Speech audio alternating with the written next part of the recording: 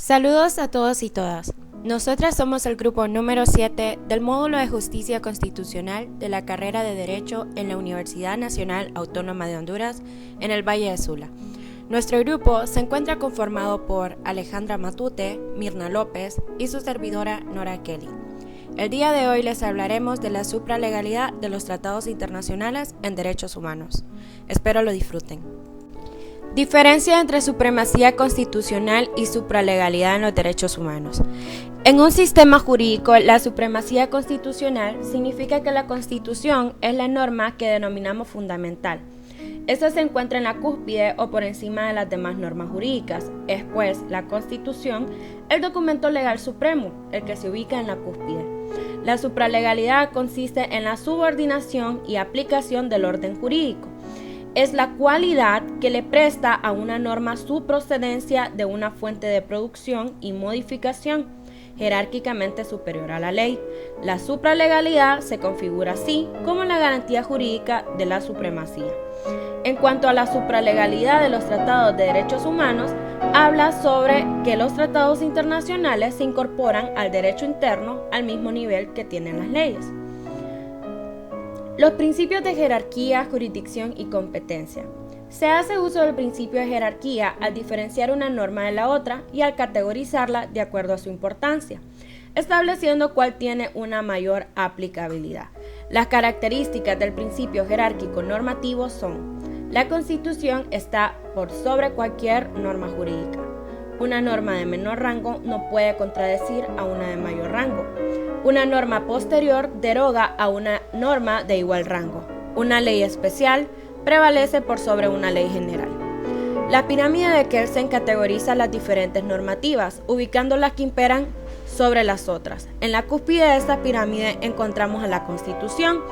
Esta se encuentra por sobre todo el ordenamiento jurídico de un país, debido a que es en base a ella que se tiene que construir, es decir, no se debe contradecir. La competencia es un principio complementario al de la jerarquía, según Cabanellas. Se trata de la capacidad para el tratamiento de una materia determinada por parte de la autoridad respectiva, mientras que Godínez refiere que tiene una vertiente orgánica para que los órganos correspondientes dicten cada normativa de acuerdo al ámbito material prefijado en la ley suprema conforme a la vertiente normativa y en el territorio respectivo acorde a la dimensión territorial. Según el criterio de Monti, el principio de jurisdicción se trata de la potestad de ejecutar las resoluciones de los procesos judiciales, según las normas de competencia y procedimientos establecidos, así como la facultad que tienen los tribunales determinados para la ejecución de las mismas. Diferencia entre los derechos fundamentales y los derechos humanos. Mientras los derechos humanos tienen un alcance universal, pues se reconocen a todas las personas en el mundo desde el momento de su nacimiento. Los derechos fundamentales tienen un alcance nacional y dependiendo del país pueden variar. Los derechos fundamentales son los derechos humanos que ya han sido establecidos en la Constitución de un país.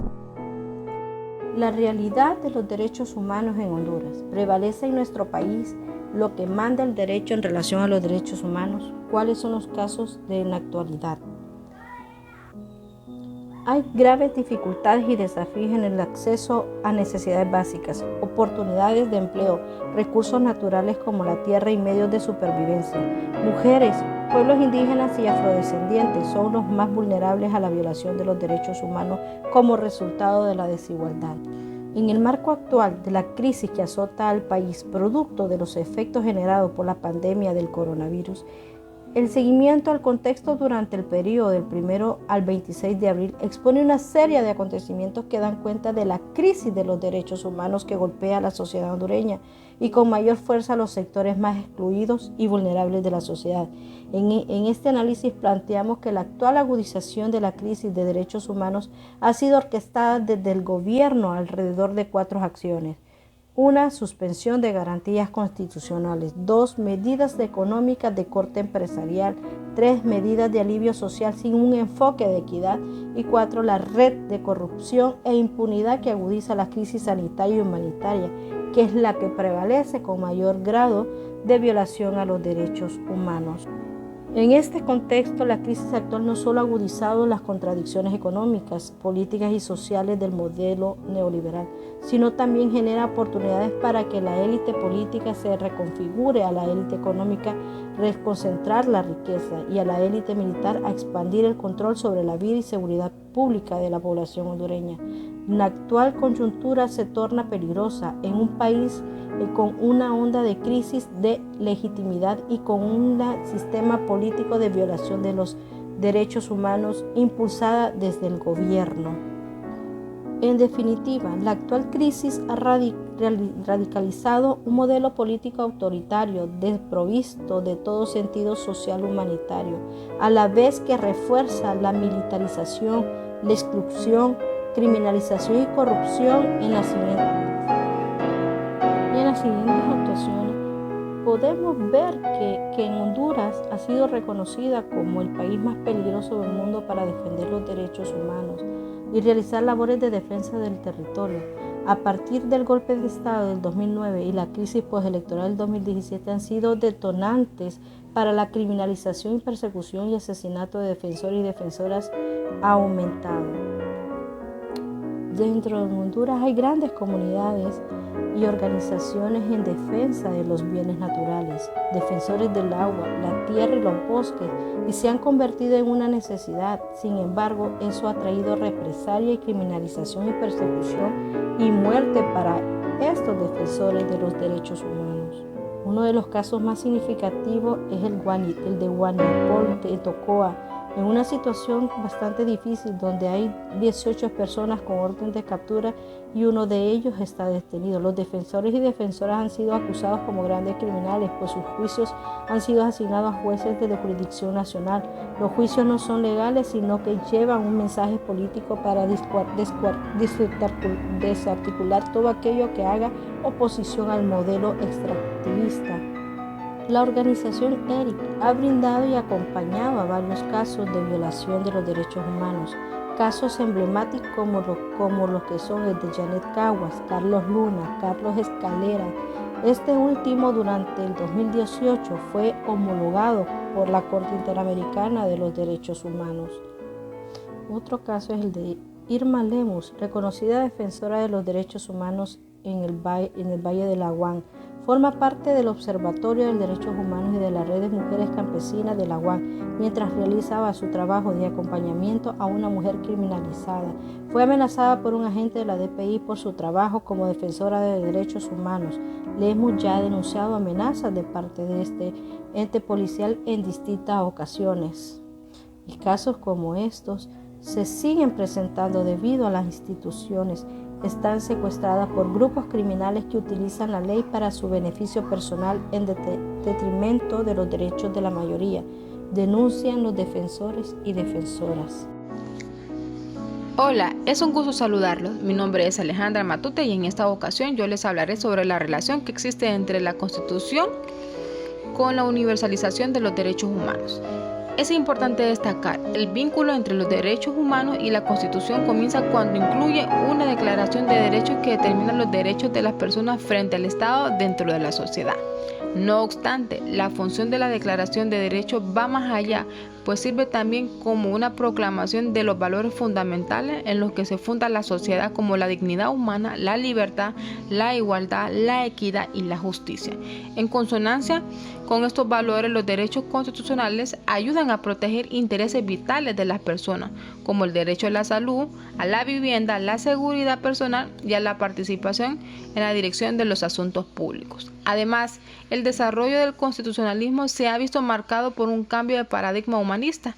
Al principio se centraba más en una dimensión institucional, particularmente en la organización del Estado y el conjunto de sus órganos, pero hoy el principal aspecto de la vida de la sociedad es la situación de las personas y los grupos, así como el bienestar del pueblo.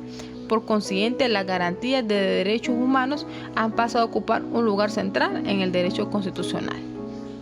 También es importante abordar qué sucede cuando la Declaración de Derechos Humanos hace mención de derechos que la Constitución de la República no los consagra.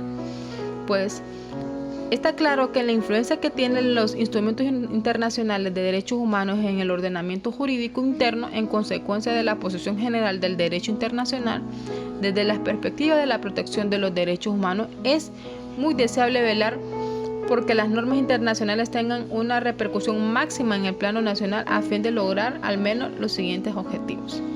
El primero, que en caso de incompatibilidad entre la legislación nacional y las normas internacionales de derechos humanos prevalezcan estas últimas.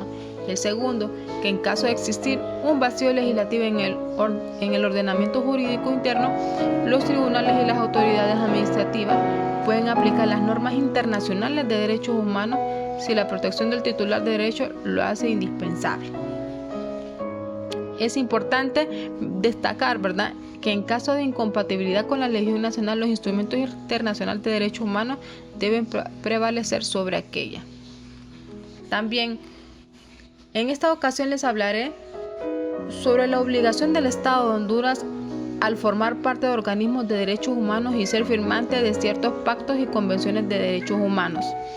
Al momento que Honduras entró a formar parte de los organismos de derechos humanos a través de las ratificaciones de tratados internacionales de derechos humanos, el Estado de Honduras se compromete a adoptar medidas y leyes internas compatibles con las obligaciones y deberes de los tratados. En caso de que los procedimientos judiciales nacionales no aborden los abusos contra los derechos humanos, existen mecanismos de procedimiento que en plano regional e internacional para presentar denuncias o comunicaciones individuales que ayuden a garantizar que las normas internacionales de derechos humanos sean efectivamente respetables, aplicadas y atacadas en plano local.